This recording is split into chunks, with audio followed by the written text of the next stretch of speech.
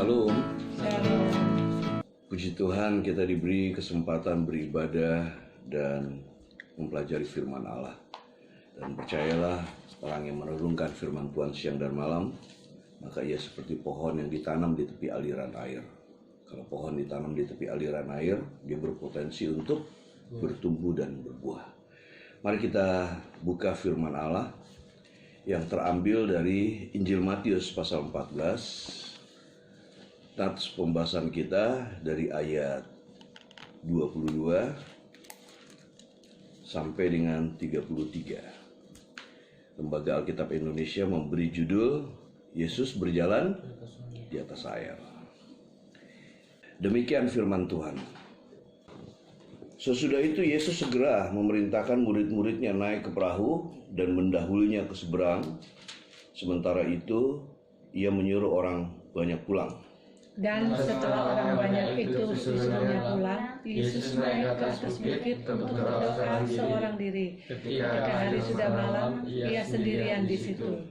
Perahu murid-muridnya sudah beberapa mil jauhnya dari pantai dan diombang-ambing gelombang karena angin sakal.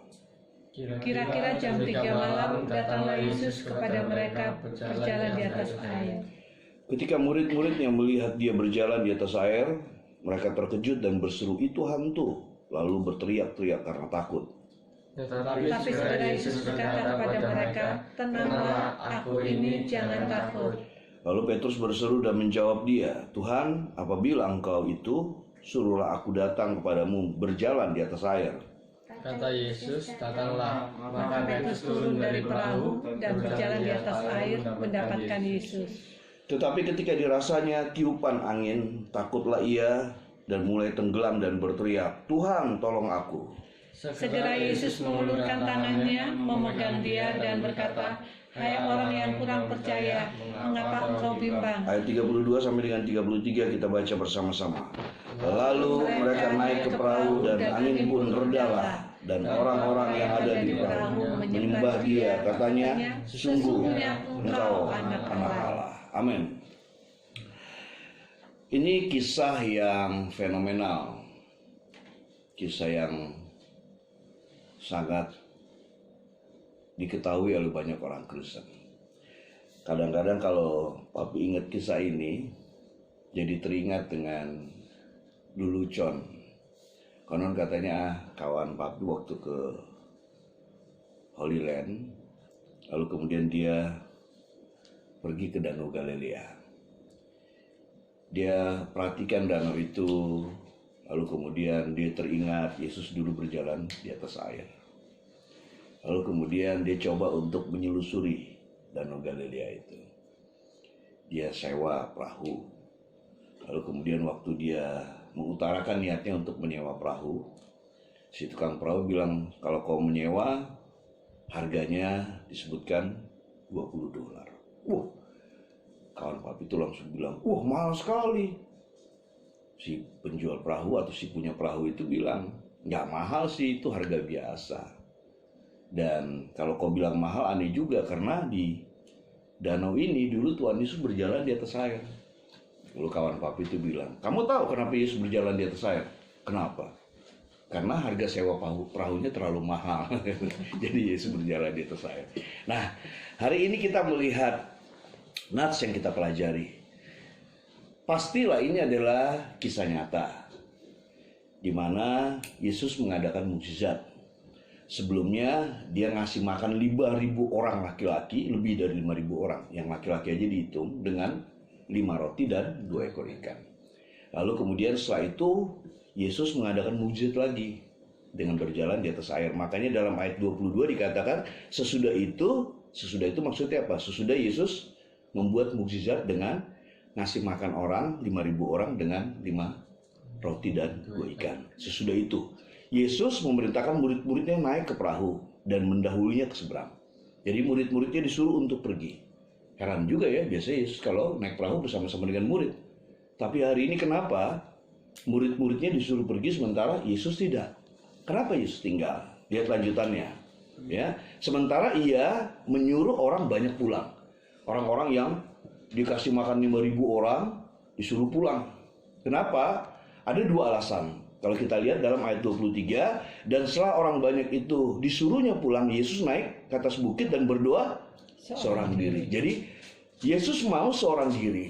Nah, kadang-kadang kita perlu seorang diri. Apa yang kita seorang diri? Ya berhubungan dengan Tuhan, intimasi, kedekatan dengan Tuhan. Di situ nanti kita dapat kekuatan, di situ kita nanti makin mengerti apa maunya Tuhan dalam hidup kita. Jadi orang Kristen itu perlu seperti kayak Yesus ya, seorang diri. Tapi juga kalau lihat di dalam Yohanes, Yesus seorang diri di situ dan orang-orang banyak diusirnya, bukan diusirnya, disuruhnya pulang. Itu kenapa? Karena mereka orang-orang banyak ini ingin menjadikan Yesus raja. Karena mereka melihat, wah, Yesus ini luar biasa. Nah, Yesus menghindari itu. Makanya disuruhnya murid-muridnya ke seberang danau, lalu kemudian orang-orang disuruhnya pulang. Nah, menarik di sini, waktu Yesus naik ke atas bukit dan kemudian dia berdoa, apa yang terjadi? Coba Anda lihat dalam ayat yang ke-24. Perahu murid-muridnya sudah beberapa mil jauhnya. Kalau lihat di dalam Yohanes pasal yang ke-6, kurang lebih 2-3 mil jaraknya dari pantai. Tadi Papi sempat tanya Michael, 1 mil berapa kilometer? 1 mil itu 1,6 kilometer.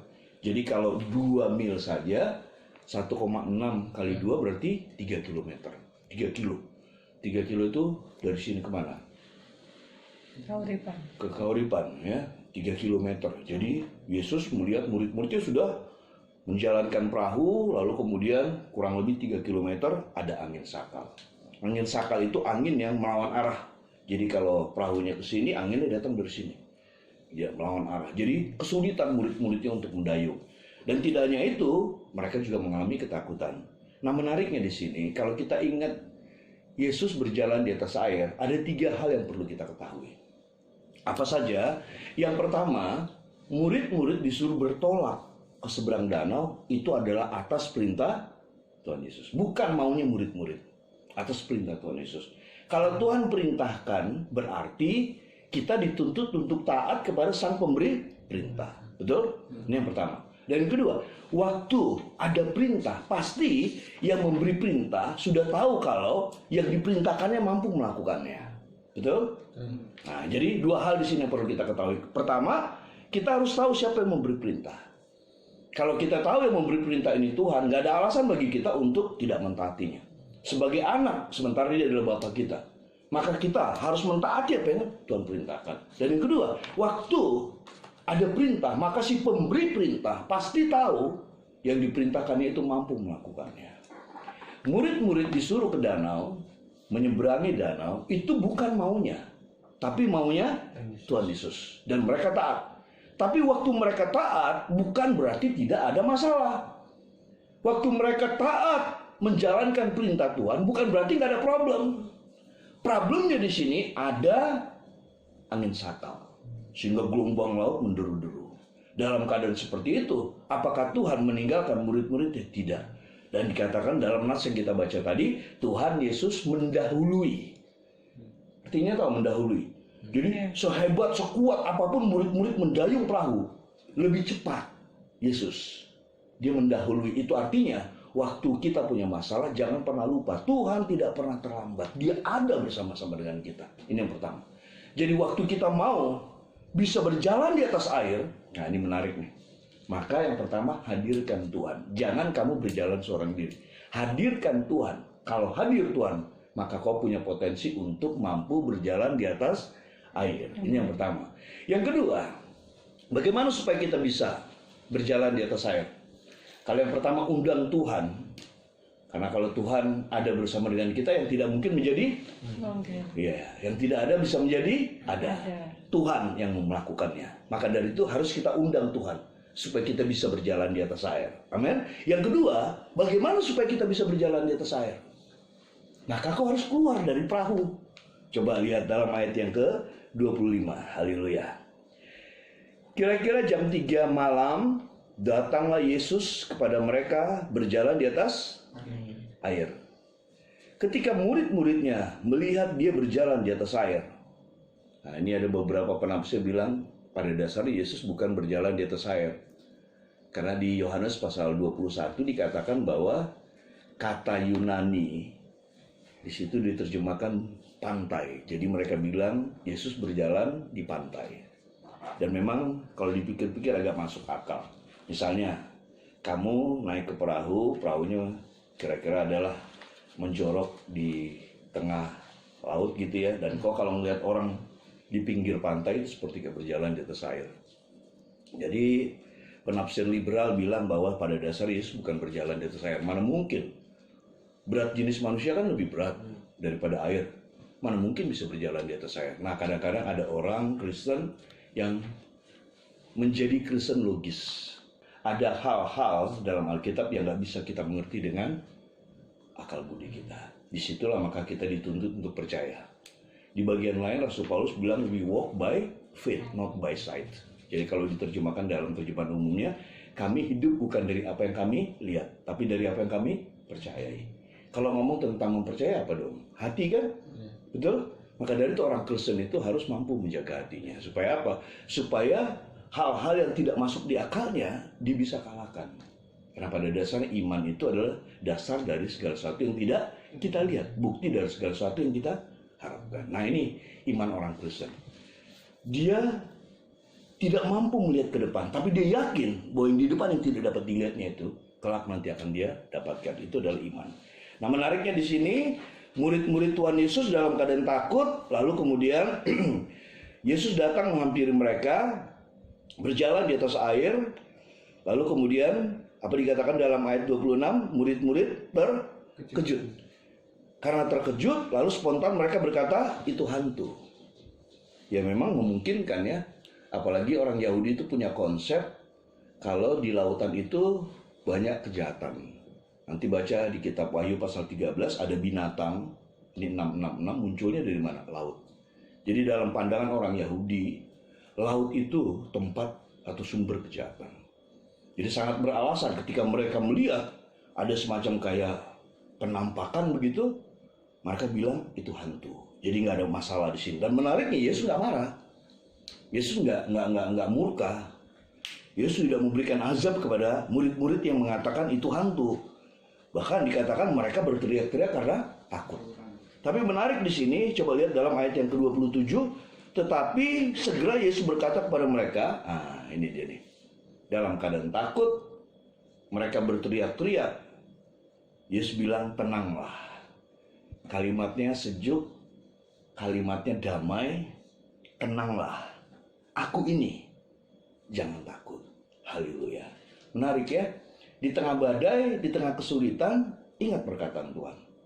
Kalau kita undang Tuhan, kita bukan hanya mampu berjalan di atas air. Kalau kita undang Tuhan saat kita mengalami ketakutan, maka jiwa kita bisa tenang. Gitu. Nah, Yesus berkata, tenanglah ini aku. Tapi coba Anda lihat dalam ayat yang ke-28. Haleluya. Kita saya baca ayat 28. Lalu Petrus berseru dan menjawab dia, Tuhan, apabila Engkau itu, suruhlah aku datang kepadamu berjalan di atas air. Iya, Anda perhatikan di sini Petrus berupaya untuk memastikan. Jadi kadang-kadang kita perlu memastikan ini suara Tuhan atau suara hati kita, atau jangan-jangan ini suara hantu. Maka dari itu kalimatnya di situ, Tuhan, apabila Engkau itu, suruhlah aku datang kepadamu berjalan di atas air. Wow, haleluya. Jadi Petrus selain mengundang Tuhan, dia juga memastikan bahwa itu adalah Tuhan. Nah, berapa banyak kita kadang-kadang mengundang Tuhan, kita nggak tahu apakah itu Tuhan apa hantu. Kita ingin mendengar suara Tuhan, tapi yang kita dengar bukan suara Tuhan, tapi adalah suara hati kita. Petrus berkata, Tuhan, kalau itu Engkau, suruhlah aku berjalan di atas air. Menariknya, Anda perhatikan di situ dalam ayat 29, kata Yesus apa? Datanglah. Datanglah. Diizinkan Tuhan. Jadi, waktu Petrus meminta dia berjalan di atas air, Tuhan Yesus memberi izin. Izinnya apa? Datanglah. Maka apa dikatakan? Petrus turun dari perahu dan berjalan di atas air mendapatkan Yesus. Yang kedua, bagaimana supaya kita dapat berjalan di atas air? Kalau yang pertama tadi apa? Undang Tuhan hadir. Yang kedua, apa dikatakan di situ? Turun dari perahu. Walaupun kita ingin berjalan di atas air, tapi kalau Petrus tidak turun dari perahu, dia bisa berjalan di atas air nggak? Enggak. Yang perlu kita pertanyakan di sini, apa perahu yang terjadi dalam hidup kita? Memang di dalam perahu lebih nyaman, di dalam perahu lebih aman. Kita keluar dari perahu, kita bisa basah, kita bisa tenggelam, kita bisa mati. Ada harga yang harus dibayar di sini. Tapi Petrus, karena tahu Tuhan menyuruh dia berjalan di atas air, maka dia turun atau keluar dari perahu. Apa perahu yang membuat kita tidak berani keluar dari situ? Bisa jadi perahu itu adalah kesukaan kita. Bisa jadi perahu itu adalah pekerjaan kita. Bisa jadi perahu itu adalah hobi kita. Perahu itu bicara apa? Perahu itu bicara yang membuat kita tidak akan mengalami mukjizat. Perahu itu apa? Perahu itu membuat kita tidak berjalan alias mandek. Tuhan gak ingin kita mandek. Tuhan ingin kita berjalan di atas air. Supaya kita bisa berjalan di atas air, maka kita harus keluar dari perahu. Anda harus jawab ini, apa perahu yang membuat kau tidak mampu berjalan? Sehingga kau mandek terus. Kau yang tahu perahumu itu apa? Tapi bersyukur karena berapa hari ini Esra sudah keluar dari perahu. Karena kalau nggak keluar dari perahu, ya kau terus menerus kayak gitu. Kau betul berada di perahu, di dalam perahu. Tapi perahu ini kena goncangan gelombang dan angin sakal. Bahaya juga kan? Lebih safely kita keluar dari perahu, kita punya potensi. Walaupun ada juga potensi tenggelam kalau nggak bisa berenang. Ada juga potensi baju kita basah. Tapi karena Tuhan yang menyuruh kita berjalan di atas air, Petrus mampu berjalan di atas air. Yang pertama tadi, kita bisa berjalan di atas air karena kita mengundang Tuhan atau menghadirkan Tuhan. Yang kedua, kita mampu berjalan di atas air karena kita keluar dari. Kalau kita tidak mau keluar dari perahu, nggak akan pernah kita mampu berjalan di atas air. Keluar dong dari perahunya. Haleluya. Ini yang kedua. Yang ketiga, kalau yang pertama tadi, apa rahasia berjalan di atas air? Undang Tuhan hadir. Yang kedua, keluar dari perahu. Yang ketiga, fokus kepada Tuhan. Coba Anda perhatikan ayat 29, kami baca lagi. Kata Yesus, datanglah. Maka Petrus turun dari perahu dan berjalan di atas air mendapatkan Yesus. Wow, dahsyat ya. Anda bisa bayangkan tuh. Petrus berjalan di atas air. Petrus berjalan di atas air ini atas maunya atau atas kehendak Tuhan? Halo? Petrus dapat berjalan air itu karena kehendak Tuhan atau maunya Petrus? Dua-duanya. Karena Petrus mau berjalan di atas air, maka dibilang, Tuhan suruhlah aku berjalan di atas air. Lalu Tuhan pertimbangkan, Tuhan bilang datanglah. Jadi kalau kita nggak mau keluar, walaupun Tuhan menghendaki kita berjalan di atas air, nggak bisa juga kan? Betul. Singkat cerita, akhirnya Petrus mampu berjalan di atas air. Tapi ada problem di sini. Problemnya apa? Coba lihat dalam ayat yang ke-30. Tetapi ketika dirasanya tiupan angin, when he saw the wind, ketika dia melihat angin, memang nggak bisa dilihat. Tapi arti melihat di sini itu artinya dia melihat atau merasakan, tapi dia melihat juga goncangan atau gelombang air yang dihempas oleh angin itu.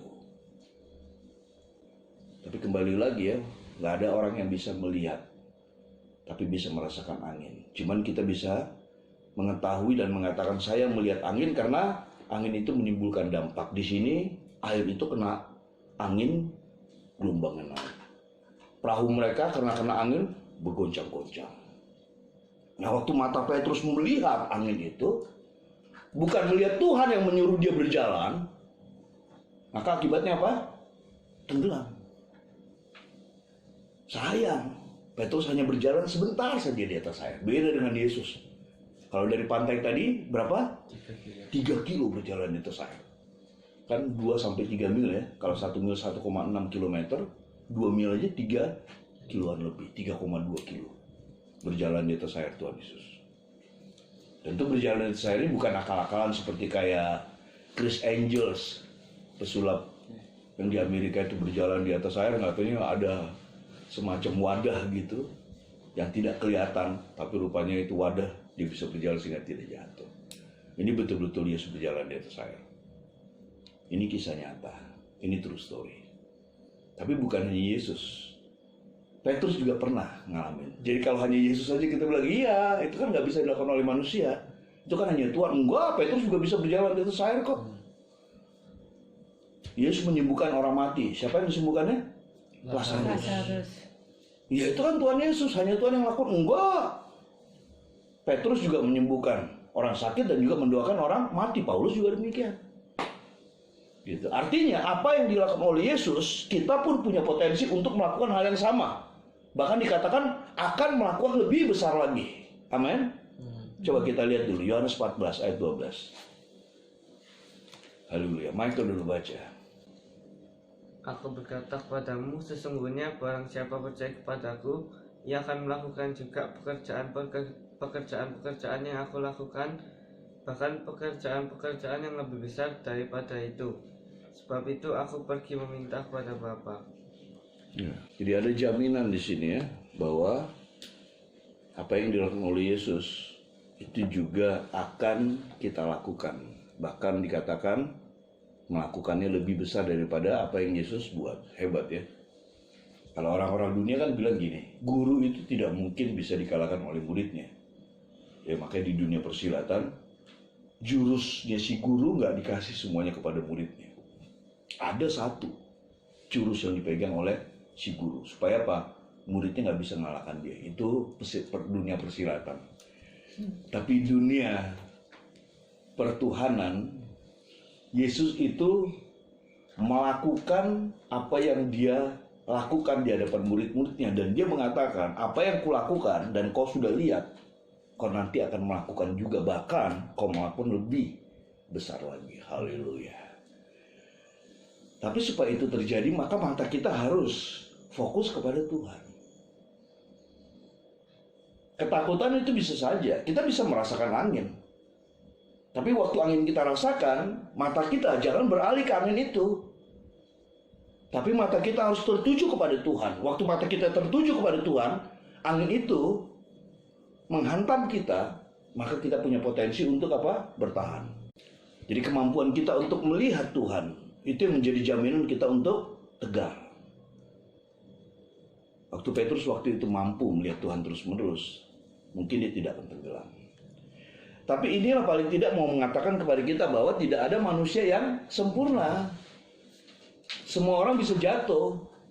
Dan menariknya, Tuhan itu tidak mensyukuri ketika kita jatuh. Beberapa waktu yang lalu, siapa yang khotbah? Michael ya? Yang tentang orang Samaria yang baik hati. Enggak? Bukan Tasya. Tasya? Tasya. Michael lah. Orang Samaria yang baik hati. Tasya? Iya. Orang Samaria yang baik hati. Ya paling tidak dari situ kita bisa lihat gambaran bahwa ada orang jatuh, didiamkan saja. Tapi Tuhan kita melihat kita jatuh, dia tidak tanya kenapa kau jatuh. Sementara ahli agama bilang kenapa kamu jatuh, nanya doang, nolong enggak. Tapi Tuhan kita ketika kita jatuh, coba Anda perhatikan di situ ayat 23. Segera Yesus ayat 30 dulu. Ketika dirasanya tiupan angin, takutlah ia. Siapa dia yang takut ini? Petrus. Dan mulai tenggelam. Tapi menarik, ini perlu kita teladani. Ketika Petrus jatuh dan tenggelam, apa yang dilakukan oleh Petrus? Dia berteriak, Tuhan, tolong aku. Lord help me. Tuhan tolong aku. 31 tidak dikatakan oleh Yesus, kamu sih dablek. Kamu sih nggak ngikutin perintahku. Kamu sih matanya nggak terarah kepadaku. Nggak begitu. Ayat 31 segera. Tahu arti segera? Langsung. Langsung. Segera Yesus mengulurkan tangannya, memegang dia dan berkata, hai orang yang kurang percaya, mengapa engkau bimbang? Ditolong dulu, baru kemudian dibilang, kowe sih ora percaya. Nggak dibilang, kowe sih rasakan, rasa nokon, nggak dibilang. Sokorin, nggak ngono. Ditolong, diangkat, kemudian, hai orang yang kurang percaya, mengapa engkau bimbang? Coba Anda perhatikan di sini. Ada dua hal di situ. Yang pertama, Tuhan menolong kita, tapi juga Tuhan menegur kita. Amin. Kenapa kita ditegur oleh Tuhan? Supaya kita tidak melakukan kesalahan yang sama. Lalu mereka, siapa mereka di sini? Hah? Mereka, Yesus dan Petrus ya. Lalu mereka naik ke perahu dan angin pun redalah. Dan orang-orang yang ada di perahu itu menyembah dia, sesungguhnya engkau anak Allah. Nah ini, kata anak Allah ini perlu untuk kita cermati. Banyak orang di luar sana bilang, coba tunjukin ayat dalam Alkitab yang mengatakan bahwa Yesus adalah Tuhan. Itu banyak. Kalau kau bisa menunjukkan ayat dalam Alkitab yang mengatakan Yesus adalah Tuhan, saya percaya dan masuk Kristen. Itu orang bohong. Yesus nggak perlu teriak-teriak mengatakan dirinya Tuhan. Dia hanya perlu dan memperlihatkan orang-orang menyembah dia. Tapi bukan berarti Tuhan Yesus nggak pernah mengakui dirinya Tuhan. Waktu dia ditangkap dan disidangkan di mahkamah agama, bolak-balik kan, awal mulanya Tuhan Yesus diam. Tapi dia ditanya lagi, apakah engkau anak Allah? Yesus bilang apa? Engkau sudah mengatakannya. Betul nggak? Artinya Yesus bukan berarti memungkiri kalau dia adalah Tuhan. Nah, banyak orang di luar sana nggak ngerti. Istilah anak Allah itu adalah Tuhan. Kalau anak Allah itu bukan Tuhan, nggak mungkin orang Israel itu menyalibkan Yesus. Persoalan terbesar, kenapa Yesus disalibkan? Karena Yesus, dalam kacamata orang Israel itu, Yesus itu mengaku dirinya atau menyamakan dirinya Tuhan. Karena Yesus menyamakan dirinya dengan Tuhan, anak Allah itu adalah Tuhan. Itu istilah orang Yahudi. Maka Yesus disalibkan. Jadi paling tidak hari ini kita diingatkan. Bisa saja kita hilaf, bisa saja kita salah. Amin. Tapi seperti Petrus dong. Minta tolong kepada Tuhan. Dan kemudian memulai lagi dengan hal yang baru. Tapi percaya bahwa Tuhan itu tidak pernah melihat besarnya kesalahan kita. Tuhan gak pernah melihat sejauh mana kita jatuh. Tapi Tuhan melihat sejauh mana kita mau bangkit. Maukah kita keluar dari perahu dan berjalan di atas air? Atau kita lebih suka berada di dalam perahu? Kita lupa. Walaupun kita berada dalam perahu, angin sakal bisa menghantam perahu itu. Tapi kalau kita undang Tuhan Yesus, dan kita berani keluar dari perahu dan mata kita tertuju kepadanya, maka niscaya kita akan mampu terus-menerus berjalan di atas air. Selamat berjalan di atas air. Tuhan Yesus memberkati kita.